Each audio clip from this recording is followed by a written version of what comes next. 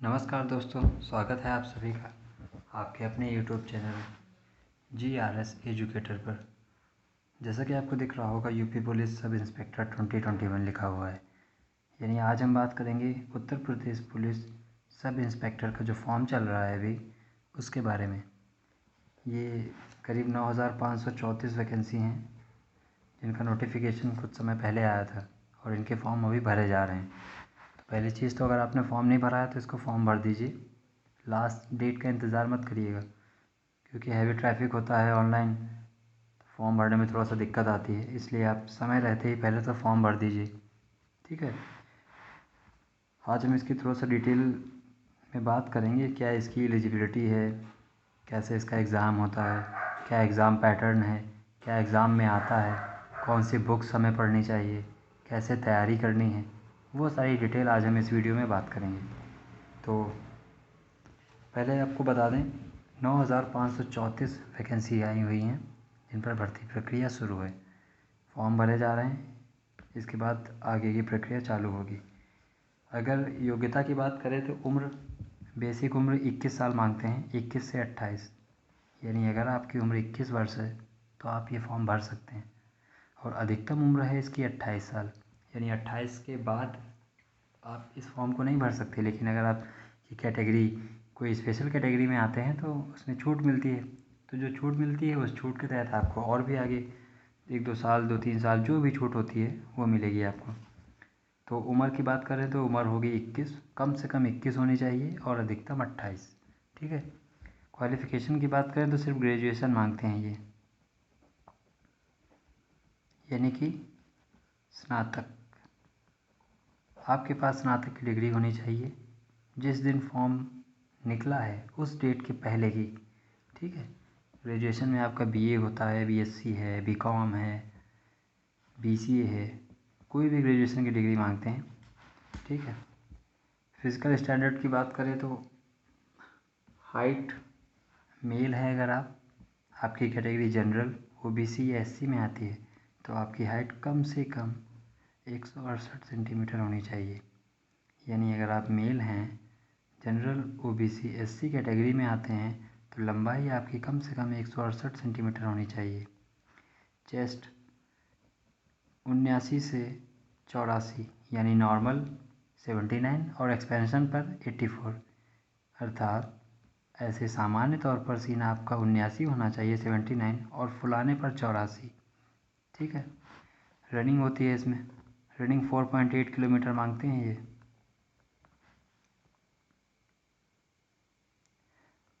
Running होती है इसमें 4.8 किलोमीटर, करीब 28 मिनट्स में,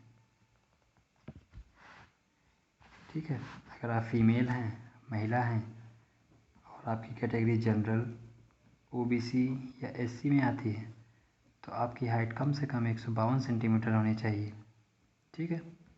और रनिंग इसमें चेस्ट में छूट मिलती है आपको 2.4 किलोमीटर इन 16 मिनट्स, ठीक है। अगर आप महिला हैं तो आपकी लंबाई कम से कम 152 सेंटीमीटर होनी चाहिए और रनिंग जो है आपकी 2.4 किलोमीटर होती है 16 मिनट्स में। अब एग्ज़ाम पैटर्न देख लेते हैं, क्या एग्ज़ाम पैटर्न है, कैसे एग्ज़ाम होता है। तो सबसे पहले होता है आपका एक रिटन एग्ज़ाम। रिटन एग्ज़ाम का पैटर्न क्या है? रिटन एग्ज़ाम में आपके कुछ सब्जेक्ट्स हैं, जैसे general Hindi, law and constitution, general knowledge, numerical ability और रीजनिंग। ये 4 सब्जेक्ट हैं जो आपके एग्ज़ाम में पूछे जाते हैं। जनरल हिंदी की बात करें तो 40 क्वेश्चंस आते हैं 100 नंबर के, ठीक है। लॉ और constitution and general knowledge, law constitution से करीब करीब 24 क्वेश्चंस, ऊपर नीचे भी हो सकता है थोड़ा सा, 24 क्वेश्चंस लॉ एंड कॉन्स्टिट्यूशन से और करीब 16 क्वेश्चंस जनरल नॉलेज। ये दोनों मिल के 100 नंबर के आते हैं, ठीक है। बात करें न्यूमेरिकल एबिलिटी यानी मैथ की, क्वाड्रेटिव एप्टीट्यूड भी बोलते हैं इसको, न्यूमेरिकल एबिलिटी भी बोलते हैं, और साधारण भाषा में मैथ या मैथमेटिक्स। इसके 40 क्वेश्चंस आते हैं, सेम वही 100 मार्क्स के, यानी 40 प्रश्न आते हैं 100 नंबर के। बात करें रीजनिंग की, तो रीजनिंग के भी 40 क्वेश्चन हैं और 100 नंबर हैं। ठीक है, आपको दिख रहा होगा टोटल कितना हो गया 40, ये मिला के 40, 80, 40 120 और 40 160, यानी कि 160 क्वेश्चंस आते हैं 400 नंबर के। ठीक है, तो एक क्वेश्चन होगा जाके करीब करीब 2.5 मार्क्स का, यानी एक क्वेश्चन 2.5 नंबर का आता है। और सबसे बड़ी बात, ये तो आपको दिमाग में बिठा के चलनी है, नो निगेटिव मार्किंग, यानी कि निगेटिव मार्किंग नहीं होती इसमें। इसका मतलब है आपको पूरे 160 क्वेश्चन तो करने ही करने हैं, कुछ भी हो जाए। ठीक है, क्योंकि इस निगेटिव मार्किंग है नहीं तो कोई डर ही नहीं कटने का। और बात कर रहे थे रिटन एग्ज़ाम की, तो रिटन एग्ज़ाम का पैटर्न ये है। उसके बाद होता है PST, फिज़िकल स्टैंडर्ड टेस्ट। इसमें आपकी लंबाई नापी जाती है एंड डॉक्यूमेंट वेरिफिकेशन, एक छोटा सा डॉक्यूमेंट वेरिफिकेशन होता है, लंबाई नापी जाती है। फिर फिज़िकल एफिशिएंसी टेस्ट होता है तुरंत ही, जिसमें आपको दौड़ लगानी होती है।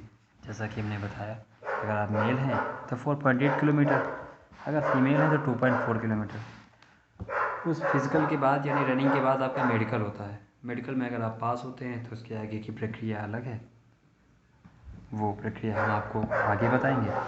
तो मेन जो था, आपको एक बार फिर से रिवीजन करा दें, करीब 9,534 पदों पर भर्ती आई हुई है, जिसके फॉर्म चल रहे हैं। जल्दी से जल्दी फॉर्म भर दीजिए। एज कम से कम 21 होनी चाहिए और अधिकतम 28। क्वालिफ़िकेशन ग्रेजुएशन चाहिए, स्नातक। फिजिकल स्टैंडर्ड्स की बात करें, अगर आप मेल हैं तो हाइट आपकी 168 सेंटीमीटर होनी चाहिए और कैटेगरी आपकी जनरल, OBC या SC हो। Chest 79 to 84, running 4.8 kilometre. Female हैं तो जनरल, OBC या SC इस कैटेगरी से आती हैं तो 152 सेंटीमीटर हाइट चाहिए आपको, रनिंग चाहिए 2.4 किलोमीटर की। एग्ज़ाम पैटर्न बताया हमने आपको, रिटर्न होता है, फिर PST, फिर PET, फिर मेडिकल। रिटर्न एग्ज़ाम का क्या पैटर्न है, कौन सा सब्जेक्ट कितने नंबर का आता है, उसके नंबर कितने हैं टोटल, ये हमने आपको बताया। 160 क्वेश्चंस आते हैं टोटल, 400 मार्क्स के, यानी 2.5 नंबर का एक क्वेश्चन। निगेटिव मार्किंग इसमें होती नहीं है, तो आपको ज़रा सा भी घबराने की ज़रूरत नहीं है। अच्छा, सिलेबस की बात करें कि जनरल हिंदी में क्या आता है, लॉ एंड कॉन्स्टिट्यूशन में क्या आता है, जनरल नॉलेज में क्या आता है, न्यूमेरिकल एबिलिटी में क्या आता है और रीजनिंग में क्या आता है। तो सिलेबस आपको हम थोड़ा सा एक ओवरव्यू दिखाई देते हैं। ये देखिए, मेरे पास सिलेबस लिखा हुआ रखा है, आप चाहे तो इसका स्क्रीनशॉट ले लें। सामान्य हिंदी सॉन्ग की आती है। हिंदी का क्या सिलेबस है, ये देखिए, सब कुछ लिखा हुआ है। हिंदी और अन्य भारतीय भाषाएं, हिंदी वर्णमाला, तत्सम तद्भव, पर्यायवाची, विलोम, अनेकार्थक, वाक्यांशों के लिए एक शब्द, समरूपी भिन्नार्थक शब्द, अशुद्ध वाक्यों को शुद्ध करना, लिंग वचन कारक सर्वनाम, विशेषण क्रिया काल वाच्य, अवयव, उपसर्ग, प्रत्यय, संधि, समास, विराम चिन्ह, मुहावरे एवं लोकोक्तियाँ। इसी तरीके रस, छंद, अलंकार, अपठित बोध, कवि, लेखक, रचनाएं, हिंदी भाषा में पुरस्कार, विविध, ये आपका हिंदी का है। ऐसे ही मूल विधि, संविधान, सामान्य ज्ञान का सिलेबस दिया हुआ है। मूल विधि में IPC, CRPC जो भी आती है आपकी, सारा डिटेल में अगर जानना है तो एक और वीडियो बनाएंगे जिसमें आपको डिटेल में बताएंगे कौन सी चीज़ कितने नंबर की आती है। ठीक है, संविधान का उद्देश्य, मौलिक अधिकार, संविधान कब बना, कब इम्प्लीमेंट हुआ उसका। ठीक है, थोड़ा सा सामान्य ज्ञान का सिलेबस क्या है वो सब लिखा हुआ है। इसके बाद आप देख सकते हैं कि मैथ, संख्यात्मक एवं मानसिक अभियोगिता परीक्षा, जैसा कि हमने आपको बताया 100 नंबर की आती है, इसका क्या सिलेबस है ये देखिए लिखा हुआ है। ज़रा डिटेल में सिलेबस आपको बताएंगे अगले वीडियो में, बाकी थोड़ा सा आपको सिर्फ ओवरव्यू अभी हम आपको दे रहे हैं।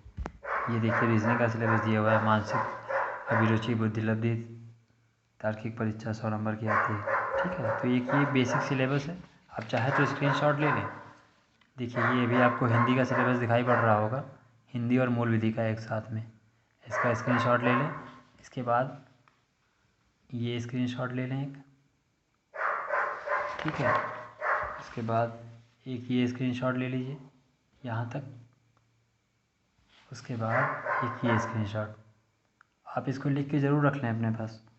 लिखने से फ़ायदा ये होगा कि आपके पास एक जगह लिखा रहेगा, तो आप जो टॉपिक तैयार करते जाएंगे उस पर टिक कर देंगे, जिससे आपको तैयारी करने में आसानी होगी थोड़ा सा। तो तैयारी बराबर करते रहिए, पढ़ते रहिए। क्या बुक्स कौन कौन सी चाहिए, कौन कौन सी बुक्स आपको पढ़नी है, कौन सी नहीं पढ़नी है, क्या प्रीवियस ईयर क्वेश्चंस लगाने चाहिए या नहीं लगाने चाहिए, कैसे तैयारी करें कि हमारा सिलेक्शन इसी बार हो जाए। तो सारी डिटेल आपको अगले वीडियो में बताएंगे डिटेल में। तब तक के लिए आप देखते रहिए GRS एजुकेटर। हमारे चैनल को सब्सक्राइब करिए, वीडियो पसंद आए तो लाइक करिए, दोस्तों को शेयर करिए, परिवार में शेयर करिए, सभी से सब्सक्राइब करवाइए और उनको भी कहिए कि वो भी हमारे चैनल से जुड़ें और कुछ नया सीखें। क्योंकि हमारे चैनल पर पढ़ाई के साथ साथ जनरल चीज़ें जो हैं, आपको कैसे उठना है, कैसे बैठना है, बैंक जाते समय क्या सावधानियाँ बरतें, किसी का फ़ोन अगर आता है बैंक की तरफ से तो RBI की गाइडलाइन आपको पता होगी कि कोई भी व्यक्ति अगर फ़ोन पर आपसे आपका OTP, CVV या अकाउंट नंबर से रिलेटेड कोई भी डिटेल पूछता है तो आपको उसको नहीं बतानी है। तो हर एक छोटी छोटी चीज़ जो आपको आवश्यकता पड़ती है आपके दैनिक जीवन में, वो सब हम आपको बताएंगे। ठीक है, तो इसी तरीके आप हमारे साथ जुड़े रहें और हमें इसी तरीके अपना प्यार देते रहें। तब तक के लिए धन्यवाद। जुड़े रहिए GRS एजुकेटर के साथ। Thank you so much.